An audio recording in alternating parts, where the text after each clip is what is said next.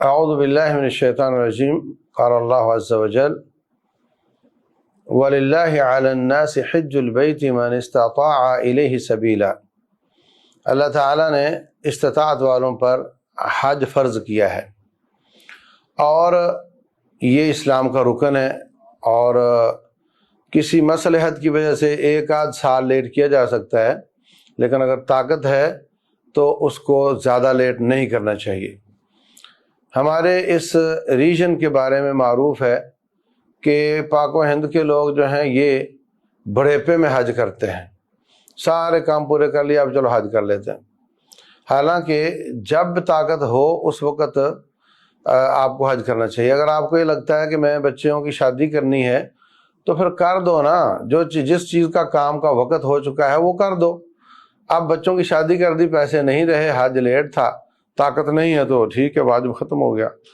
لیکن جب آپ کے پاس حج کا موسم آئے اور پیسے ہوں تو حج فرض ہوتا ہے، اس کو زیادہ لیٹ نہیں کرنا چاہیے۔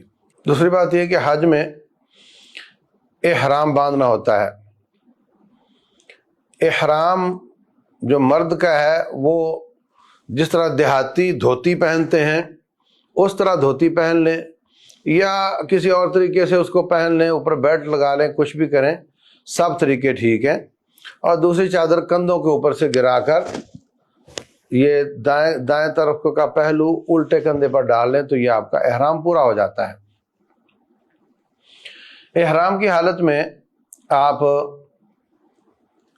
سر پر کچھ نہیں لے سکتے، آپ انڈر ویئر بنیان نہیں پہن سکتے، جرابیں دستانے نہیں پہن سکتے، اور آپ گھڑی پہن سکتے ہیں، بیلٹ اور اس کے ساتھ ایک جیب لگی ہوتی ہے وہ پہن سکتے ہیں، چشمہ پہن سکتے ہیں، آپ چھتری لے سکتے ہیں جو سر سے ہٹی ہوئی ہو، یہ کام سب جائز ہیں۔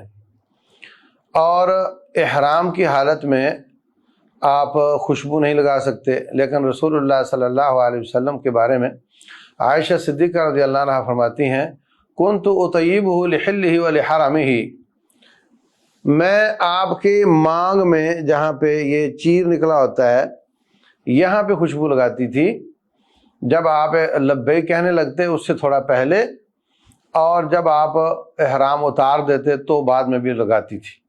تو چونکہ سر پر کپڑا نہیں لینا تو وہ کپڑے کو نہیں لگے گی، تو وہ اگر احرام یا میقات گزرنے کے بعد بھی وہ خوشبو لگی رہتی ہے سر پر تو کوئی حرج کی بات نہیں ہے، لیکن باقی جسم پہ جہاں بھی لگائیں گے وہ کپڑے کو لگ جائے گی اور وہ درست نہیں ہے۔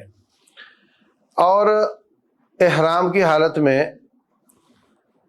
بال کاٹنا منع ہے، لیکن اگر آپ کے بال کوئی داڑھی کھجلتے ہوئے یا عورت سر پہ کھجلی کرتے ہوئے نکل جاتا ہے، اس سے کچھ جرمانہ لازم نہیں آتا۔ ناخن کاٹنا منع ہے، لیکن کسی کا ٹھڈا لگ کر ناخن ٹوٹ گیا اور معمولی سا رکا ہوا تھا، تکلیف دے رہا تھا، اس کو نکال دیا تو اس سے کچھ نہیں ہوگا۔ جان بوجھ کر ناخن کاٹے گا تو اس کو جرمانہ ہوگا، وہ میں بتاؤں گا انشاءاللہ۔ یہاں پر ایک بات یاد رکھیں کہ احرام سفید ہونا بہتر ہے، لیکن یہ ضروری نہیں ہے۔ اگر آپ کا احرام مرد کا خصوصاً سفید رنگ کا نہیں ہے تو وہ بھی احرام چل جاتا ہے۔ اچھا، یہ تصور ہے کہ ان سلا کپڑا ہونا چاہیے۔ ان سلے کا مطلب یہ ہے کہ شلوار قمیض کی طرح سلا ہوا نہ ہو۔ اگر سلا ہوا ہے مگر دو چھوٹی چادروں کو سی کر بڑی چادر کیا گیا ہے تو بالکل جائز ہے وہ۔ اور اگر وہ کلرڈ ہے یا گرم چادر کا احرام آپ نے پہن لیا ہے، مدینہ میں بسا اوقات شدید سردی ہوتی ہے، لاہور سے زیادہ سردی ہوتی ہے وہاں پر، تو ایسی کیفیت میں آپ کسی کمبل کو بھی احرام کے طور پہ پہن سکتے ہیں، اور آپ گرم چادر کو بھی احرام کے طور پہ پہن سکتے ہیں، کیونکہ یہ جو احرام ہے اس کا کلر ہونا یہ کوئی عیب نہیں ہے، اگرچہ سفید ہونا وہ زیادہ اچھا ہے۔ اور مدینہ میں جب آپ ہوں تو اتنی سردی ہو تو اگر آپ وہی باریک کپڑا پہنیں گے تو آپ بیمار ہو سکتے ہیں، تو کوئی حرج کی بات نہیں اس میں، بس وہی احتیاطیں ہیں، سر نہ ڈھانپیں اس کے ساتھ، اور باقی جو میں نے پہلے عرض کر دی ہیں تو رنگین اور اون کا اور گرم کپڑے کا احرام پہنا جا سکتا ہے۔ اسی طریقے سے احرام کی حالت میں میاں بیوی اپنی مخصوص پیار محبت کی باتیں نہیں کر سکتے. لا رفث ولا فسوق ولا جدال فی الحج.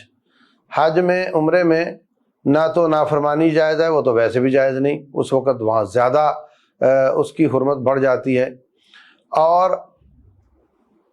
جھگڑا کرنا جائز نہیں. اگر آپ سچے بھی ہیں تو آپ جھگڑا نہ کریں، آپ حق پر بھی تھے تب بھی جھگڑا نہ کریں. وہاں پر انسان کی تربیت ہوتی ہے اور اس کو اپنے حقوق چھوڑنے پڑتے ہیں اور اس کو صبر کرنا پڑتا ہے.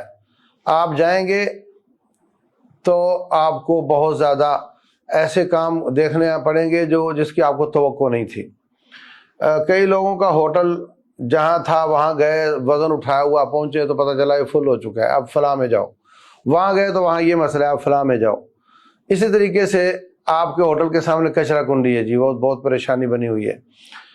کسی نے مسہیپ کر دیا، برا سلوک کر دیا آپ کے ساتھ. بڑے بڑے آفیسران، بڑے بڑے عہدے داران وہاں پہ فٹ پاتھ پر بیٹھے ہوتے ہیں، اور یہ وہ کام ہے جو آپ ساری زندگی میں سارے کام دوسروں سے کروا لیتے ہیں. چل تو یہ کر، چل تو وہ کر، اور یہاں یہ سارے کام خود کرنے پڑ رہے ہوتے ہیں. تو یہ بڑا ہی صبر آزما ہوتا ہے. تو ہمیں جدال نہیں کرنا، جھگڑا نہیں کرنا. رفث کہتے ہیں باہمی جنسی تعلق کو، اور اس سے اس کے مبادیات اور اس سے پہلے جو آپس کی باتیں، اس طرح کی پیار محبت کی، یہ ساری کی ساری اس میں آ جاتی ہیں. تو احرام کی حالت میں یہ سب کچھ نہیں کیا جا سکتا. جو شخص احرام کی پابندی خراب کرے گا اس کو جرمانہ ہوگا. یا تو مکے والوں کے لیے ایک بکرا کاٹے اور مکے کے غریبوں کو دے دے، اس کو کہتے ہیں دم پڑ گیا اس کو. یا 6 مکے کے مسکینوں کو کھانا کھلا دے، یا 3 روزے رکھ لے. ان تینوں میں سے ایک کام کرنا اس پر لازم ہو جاتا ہے. تو یہ احرام مرد کا ہے. اس میں جوتی بھی لوگ کہتے ہیں جی آپ چپل ہی پہن سکتے ہیں، اس کی کوئی دلیل نہیں. آپ بند جوتی پہن لیں، آپ شوز پہن لیں، آپ بوٹ پہن لیں، لیکن ایک شرط ہے کہ وہ ٹخنوں سے نیچے نیچے ہو، ٹخنوں کو چھپانے والی نہ ہو. اگر آپ ایسی جراب پہنتے ہیں جو ٹخنوں سے نیچے نیچے ہے تو وہ بھی آپ پہن سکتے ہیں، ٹخنوں کو چھپانے والی کوئی چیز نہ ہو، تو یہ آپ کے لیے جائز ہے. اور اگر وہ ٹخنوں کو چھپا رہی ہے تو جائز نہیں ہے. کوشش کریں کہ ایسی جوتی جو کسی کو تکلیف نہ دے، آپ کا ٹھڈا کسی کو لگے تو کسی کو درد نہ ہو، اس طرح کی پہننے میں زیادہ عافیت ہے. لیکن بہرحال آپ یہاں سے لے کر مکہ تک تو ٹخنوں سے نیچے نیچے کوئی بھی ہو، سخت ہو، بوٹ ہو، پہن لیں. اور دوران طواف احتیاط کریں. اور دوران طواف آپ دیکھیں یا تو اتار کر کریں، یا پھر نئی جوتی ہو، سافٹ ہو، تو اس طرح کی پہنی جا سکتی ہے. عورتوں کا جو مسئلہ ہے تو اس میں عورتیں عام لباس ہی جو ہے ان کا پہنے گی. بڑکیلا، خوشبو، وہ بہت اٹریکٹیو وہ نہ ہو، سادہ لباس ہو وہی پہنے گی. اور عورتیں جو اس کے اوپر جس طرح یہاں تک برقع ہوتا ہے، کندھوں سے نیچے تک یہ پہن لیں، یا بڑی چادر ویسے لے لیں جو ان کے پورے جسم کو ڈھانپ رہی ہو اور نیچے تک زمین تک لگ رہی ہو. اور جہاں تک یہ گردن اور اوپر والے حصے کا تعلق ہے تو اس میں 2 لفظ آئے ہیں حدیث میں. تلثم سے منع کیا ہے اور نقاب سے منع کیا ہے. لا تنتقب المرأۃ. تو تلثم کیا ہے؟ تلثم یہ ہے کہ جس طرح مرد یا عورتیں سردی میں کوئی بھی چادر پہنتی ہیں اور اس کو ناک کے اوپر سے گزارتی ہیں تو یہ تلثم ہوتا ہے. مرد بھی جب پہنتے ہیں تو سردیوں میں اس طریقے سے پہن لیتے ہیں تو یہ تلثم ہے، اور یہی نقاب کی شکل ہوتی ہے. یہ جائز نہیں، نہ مرد کے لیے نہ عورت کے لیے. عورت اپنی سر کے اوپر چادر تھوڑی کے نیچے سے اور الٹے کندھے پر ڈالے گی اور چہرے کو کھلا رکھے گی جب مرد نظر نہ آئے. اور وہاں تو ہر جگہ ہی مرد نظر آ رہے ہوتے ہیں. عورتوں کے بیت الخلاء میں، عورتوں کی نماز گاہ میں اور ہوٹل میں، وہاں 3 جگہوں پہ مرد نہیں ہوتے سامنے، تو وہاں پر وہ عورت چہرہ کھول لے گی. اور جہاں نظر آتے ہیں وہاں پر 2 شکلیں ہیں پردے کی. ایک تو یہ کہ حضرت اسماء بنت ابی بکر فرماتی ہیں کہ حجۃ الوداع کے موقع پر جب رسول اللہ صلی اللہ علیہ وسلم کے ساتھ ہم تھیں تو جہاں مرد نظر آتے تھے تو ہم اپنی چادر کو گرا لیتی تھیں، اس طرح نیچے گرا لیتی تھیں تو یہ ڈھیلی ڈالی گر جاتی تھی اور اس طریقے سے ہم پردہ کر لیتی تھی۔ ایک شکل تو اس کے پردے کی ہے۔ اس سے ثابت ہوتا ہے اس حدیث سے کہ ویسے تو احرام والی عورت کو چہرہ کھولنا چاہیے، لیکن جہاں مرد ہوں غیر محرم وہاں پر ڈھانپنا ضروری ہے۔ تو اگر جہاں نقاب منع ہے وہاں چہرہ ڈھانپنا ضروری ہے تو عام حالات میں نقاب منع ہی نہیں ہے تو پھر چہرہ کھولنے کی کہاں اجازت ہو سکتی ہے غیر محرموں کے سامنے۔ تو ایک تو یہ بات ہے۔ دوسری بات یہ ہے کہ نقاب کرنے سے منع کیا رسول اللہ صلی اللہ علیہ وسلم نے۔ یہ نقاب ہے، اس میں جو پچھلا حصہ ہے اس میں سوراخ ہوتا ہے جہاں سے عورت دیکھتی ہے، تو روٹین میں اس طرح پہنتی ہے اور یہ اوپر والا حصہ سر کے اوپر گرا لیتی ہے اور یہاں سے وہ دیکھ رہی ہوتی ہے۔ تو یہ نقاب ہے، اس کو پہننے سے منع کیا رسول اللہ صلی اللہ علیہ وسلم نے۔ اب وہ کیا کرے گی کہ اب وہ یہ چھوٹا حصہ بھی سر پر فولڈ کر لے گی اور جو باریک جالی والا حصہ ہے وہ اوپر سے گرا لے گی۔ یہ دو جالیاں ہیں، ان میں سے ایک وہ اگر گرا لے گی تو اب اس طرح نظر آئے گی، تو نقاب تو نہیں ہے یہ، مگر اس باریک جالی سے اس کو نظر آ رہا ہے اور اس کا چہرہ بھی کافی حد تک چھپا ہوا ہے، لیکن یہ ڈھیلا ڈھیلا ہے۔ جو نقاب ہوتا ہے وہ چہرے پر کسا ہوتا ہے اور آنکھوں والی جگہ خالی ہوتی ہے، اور جو یہ حصہ ہے کوئی بھی کپڑا لے کر ماتھے پر باندھ لے اور وہ نیچے گرا ہوا ہو اور اس سے اس کو کچھ نظر بھی آ رہا ہو اور اس طریقے سے وہ پردہ کرے گی۔ چہرہ جب مرد نہ ہو تو کھول لے گی، مرد ہوں تو وہ چہرے کو چھپائے گی، جیسا کہ صحیح بخاری کی اسماء بنت ابی بکر رضی اللہ عنہما کی روایت میں نے آپ کو بیان کی ہے۔ تو اس طریقے سے عورت اپنے آپ کو چھپائے گی۔ عورت جو اس کے عام لباس ہی اس کا احرام ہوتا ہے اور کوئی پابندی، سر بھی اس نے ڈھانپنا ہی ہوتا ہے، خوشبو وہ نہیں لگائے گی، ناخن بال نہیں کاٹے گی، اور جو زوجین کے باہمی تعلقات ہیں یا اس کے مبادیات ہیں اس سے وہ بھی پرہیز کرے گی۔ تو یہ عورت کا احرام ہے اور یہ مرد کا احرام ہے۔ جہاں تک مرد کے احرام میں ایک اور بات ہے کہ روٹین میں آپ تصویر میں دیکھ رہے ہیں کہ یہ احرام باندھا ہوا ہے اس آدمی نے اور اس نے یہ الٹا کندھا کھولا ہوا ہے۔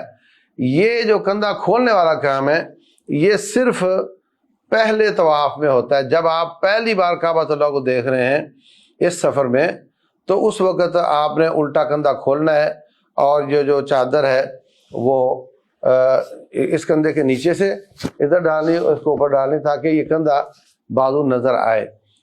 آپ نے وہ پہلا طواف کر لیا، عمرہ کر لیا، اس کے بعد احرام کھول دیا یا نہیں کھولا جیسا کہ قران میں ہوتا ہے، تو اس کے بعد جو منا ہے، عرفات ہے، مزدلفہ ہے، واپس آ کر کے طواف کرنا ہے، کینکریاں مارنی ہے، یہ سارے مراحل میں اس کے دونوں کندھے چھپے ہوئے ہوں گے۔ صرف پہلے طواف میں جب پہلا طواف شروع ہوگا تو کندھا کھولے گا اور جب 7 چکر پورے کر لے گا تو کندھا دوبارہ ڈھانپ لے گا اور ڈھانپ کر ہی 2 رکعتیں پڑھے گا، اور اس کے بعد پورے حج اور عمرے میں کہیں بھی اس کا کندھا کھلا نہیں ہوگا۔ یہ ہمارے ہاں ایک آئیکن بن گیا ہے کہ حاجی وہ ہے جس کا کندھا کھلا ہوا ہے، یہاں پاکستان سے ہی کھول لیتے ہیں۔ تو حضرت امام مالک رحمہ اللہ، ان سے کسی نے پوچھا کہ میں احرام باندھنا چاہ رہا ہوں مسجد نبوی سے۔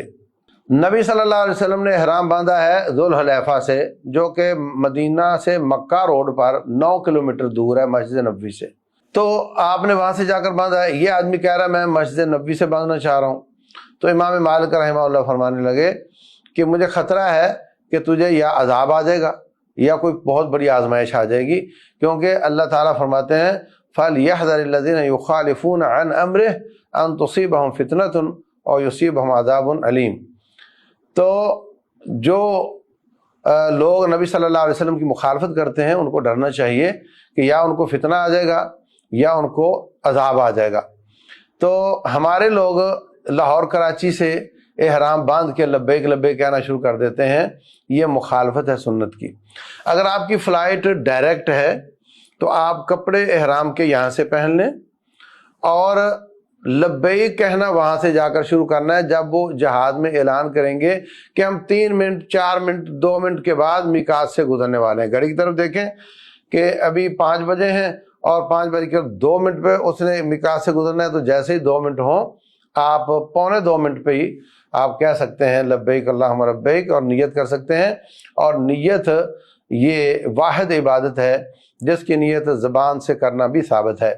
آپ دل میں رکھیں کہ میں عمرے کی نیت کرتا ہوں یا میں فلاں کی طرف سے حج یا عمرہ کر رہا ہوں، اور اگر آپ کسی کی طرف سے حج عمرہ کر رہے ہیں تو آپ کے لیے شرط ہے کہ آپ پہلے اپنا حج عمرہ کر چکے ہوں، اور اس کے لیے شرط ہے کہ وہ یا بیمار ہو یا فوت ہو چکا ہو۔ اگر وہ صحت مند ہے تو پھر اس کو خود کرنا چاہیے۔ یہ شرطیں اس کی۔ اور یہاں پر ایک بات اور ہے کہ اگر کوئی پیشنٹ ہے، پیشنٹ کو یہ پریشانی ہے کہ میں پتہ نہیں پورا کر پاؤں گا، نہیں پورا کر پاؤں گا، یا عورت ہے تو اس کو کوئی اس طرح کے مسائل ہیں جو یہ سمجھتی ہے بسا اوقات عمرے پر جا رہی ہے، ایک عمرہ کر لیا مدینہ سے واپسی پہ، اب فلائٹ کا ٹائم بہت تھوڑا رہ گیا ہے اور اسی دوران اس کو خطرہ ہے کہ میری نماز چھوٹ جائے گی، تو وہ پورا نہیں کر پائے گی اور میں 1 ہفتہ مزید لیٹ نہیں کر سکتی، میرا قافلہ جا رہا ہے۔ تو ایسی صورت میں بعض عورتیں تو گولیاں کھا لیتی ہیں، یہ صحابیات سے زیادہ متقی بننے والی بات ہے، ایسا نہیں کرنا چاہیے۔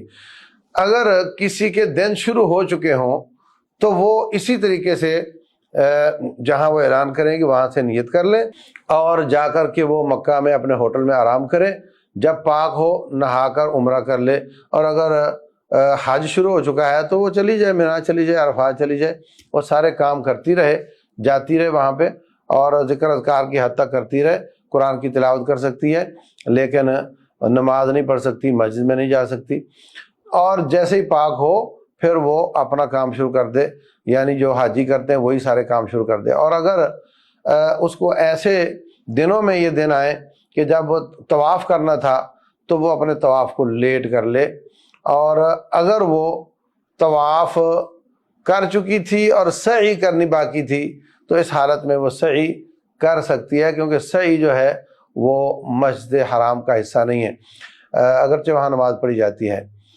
دوسری بات یہ ہے کہ اگر اس کا قافلہ نکل رہا تھا اور وہ اس وقت اس کو دن شروع ہوئے ہیں کہ اس کی فلائٹ حج کے فوراً بعد واپسی کی تھی اور ان کے وسائل اتنے نہیں کہ وہ فلائٹ لیٹ کر کے دوبارہ فلائٹ لے سکیں، اور اس کے جو قافلے والے محرم ہیں وہ بھی نہیں اتنا روک سکتے، تو ایسی صورت میں مجبوری میں علماء نے اس عورت کو اسی کیفیت میں ہی طواف کرنے کی اجازت دی ہے، طواف اور سعی، جو کہ طواف افاضہ یا طواف زیارہ ہے۔ اور اگر وہ سارے کام کر چکی تھی اور یہ دن شروع ہوئے اور اس وقت طواف وداع رہتا تھا، باقی سارے کام ہو گئے تھے، تو پھر یہ وداع نہ کرے، مرد ہو وہ بیمار ہو گیا نہ کرے، وہ اس کے بغیر ہی آ جائے، ان کے لیے گنجائش ہے۔ تو بہر صورت گولیاں وولیوں کے چکر میں نہیں پڑنا چاہیے۔ یہاں سے گئے اور اس نے لبیک مردوں کے ساتھ ہی کہا، اگر پاک ہے تو جا کر عمرہ کرے، نہیں ہے تو آرام کرے، انتظار کرے، یہ اس کا حکم ہے۔ اور جو مرد ہیں وہ بھی یہاں سے احرام پہن سکتے ہیں، نیت یہاں سے نہیں کریں گے، اور وہ جا کر جہاں پر اعلان کیا جاتا ہے وہاں سے ہی احرام باندھیں گے، مطلب یہ وہاں سے ہی نیت کریں گے، اسی وقت سے ان پر پابندیاں شروع ہوں گی۔ یہ راستے میں اگرچہ انہوں نے احرام پہنا ہوگا مگر ان پر پابندیاں نہیں ہوں گی۔ اس کا بہت احتیاط کرنے کی ضرورت ہے۔ بہت لوگ اس میں سستی کرتے اور شریعت کی مخالفت کرتے ہیں۔ اور جو مرد یا عورت اس کو خطرہ ہے کہ میں پورا نہیں کر پاؤں گا اور میری فلائٹ کا حساب یا صحت کا حساب اس طرح کا ہے، تو وہ شرط لگا کر نیت کر لے۔ شرط لگا کر نیت کیسے کرنی ہے کہ وہ کہے، اے اللہ میں حج یا عمرے کی نیت کر رہا یا کر رہی ہوں، اگر مجھے رکاوٹ بن گئی تو جہاں رکاوٹ بنے گی وہیں احرام کھول دوں گا یا کھول دوں گی۔ یہ اردو میں کہہ سکتے ہیں۔ عربی میں اللہم ان حبسنی حابس فمحلی حیث حبستنی، کہ اللہ مجھے جہاں رکاوٹ بنے گی میں وہاں احرام کھول دوں۔ تو ایسی صورت میں اگر وہ حج یا عمرہ پورا نہ کر پائے تو اس کو جہاں پہ بھی رکاوٹ ہے وہاں پہ احرام کھول دے۔ ابھی مجھے فون آیا تھا کہ احرام باندھ کر جدے گئے ہیں، جدے سے وہ جا رہے ہیں مکہ، اور وہ تھا ایک آدھ دن میں جو فلائٹ میں چند گھنٹے لے کر آتے ہیں پھر واپس چلے جاتے ہیں۔ تو جدہ مکہ روڈ پہ اتنا رش تھا کہ نظر نہیں آ رہا تھا کہ ایک آدھ دن میں ہم وہاں پہنچ سکیں گے، اور واپسی ضروری ہے، پہنچنا ہے، تو احرام باندھا، پھر وہیں پہ دم کے پیسے مکہ بھیجے اور واپس چلا گیا احرام کھول کر۔ تو ایسی کیفیت میں اگر وہ نیت میں شرط لگا چکا ہو کہ اللہ میں نیت میں شرط لگا رہا ہوں، اگر مجھے کہیں رکنا پڑ گیا، رکاوٹ آ گئی، تو پھر میں احرام کھول دوں گا، تو پھر اس کے کھولنے پر کوئی جرمانہ لاگو نہیں ہوگا۔ یہ اس کے احرام کے مسائل ہیں۔ اور جب آپ احرام باندھ کر مکہ چلے جاتے ہیں، سب سے پہلی بات ہوئی جدہ پہنچنے پر وہاں پر آپ کو سرپرائز مل سکتا ہے کہ بہت رش ہوتا ہے، ہر طرف سے فلائٹیں اتر رہی ہوتی ہیں۔ آپ کی امیگریشن میں بسا اوقات 6-7 گھنٹے لگ جاتے ہیں۔ اگر آپ شوگر پیشنٹ ہیں، اللہ نہ کرے، یا کوئی اس طرح کے مسائل ہیں، تو کچھ چیزیں اپنے پاس رکھیں۔ وہاں پر جہاں پر لائن لگتی ہے وہاں پر دکانیں بھی نہیں ہوتی، اور بسا اوقات بندے کے پاس چینج بھی نہیں ہوتا، تو وہ بہت مسائل بن جاتے ہیں۔ پانی، تھوڑا بہت کھجوریں یا بسکٹ اپنے پاس رکھیں ایسی صورت میں کہ وہاں پر کئی گھنٹے بھی لگ جاتے ہیں۔ اور اس کے بعد جب آپ مکہ جائیں گے، جب سے آپ نے احرام کی نیت کر لی، اب آپ لبیک اللہم لبیک، لبیک لا شریک لک لبیک، ان الحمد والنعمت لک والملک لا شریک لک، یہ آپ پڑھتے جائیں حتیٰ کہ صحابہ کرام کہتے ہیں ہمارے گلے تھک جاتے تھے تو ہم اس کو پڑھتے تھے۔ اس میں سستی نہیں کرنی چاہیے۔ تو وہاں سے آئیں اپنے ہوٹل میں آپ اگر تھکے ہوئے ہیں اور آپ فریش نہیں ہیں تو آپ سو جائیں۔ نمازوں کا وقت ہے، جب سے آپ گئے، جب سے آپ واپس نہیں آ جاتے، آپ مسافر ہیں، آپ قصر بھی کر سکتے ہیں، آپ جمع بھی کر سکتے ہیں، تو آپ مغرب عشاء آپس میں، ظہر اثر آپس میں جمع کر سکتے ہیں۔ تو ایسی صورت میں آپ نے کیا کرنا ہے، نمازیں جمع کریں اپنے ہوٹل میں ہی یا حرم میں جا کر، اور آ کر کے آرام کر لیں۔ آرام کر کے جب اٹھیں تو اٹھ کر نہا لیں، اگر احرام چینج کرنا چینج کر لیں، وہی پہننا وہی پہن لیں، داغ دھبا لگ جائے دھو کر بھی دوبارہ پہن سکتے ہیں۔ اور سوتے میں اگر سر پہ کپڑا آ گیا تو کوئی جرمانہ نہیں، جان بوجھ کر نہیں لینا چاہیے۔ تو اس طریقے سے آپ فریش ہو کر نہا کر، لیکن ایک احتیاط ہے، صابن وغیرہ خوشبو والا استعمال نہیں کرنا۔ تو آپ جا کر فریش ہو کر عبادت کریں، کیونکہ یہ بڑی عظیم عبادت ہے، اور تھکے ہوئے کیفیت میں نہ آپ کو مزہ آئے گا عبادت کا اور نہ آپ کو نمبر پورے ملیں گے۔ تو اس طریقے سے آپ یہاں سے یہ والا حصہ پورا کریں۔ اگلے ایپیسوڈ میں ہم انشاءاللہ طواف اور سعی کا طریقہ عرض کریں گے۔ اللہ تعالیٰ سمجھنے اور عمل کرنے کی توفیق دے۔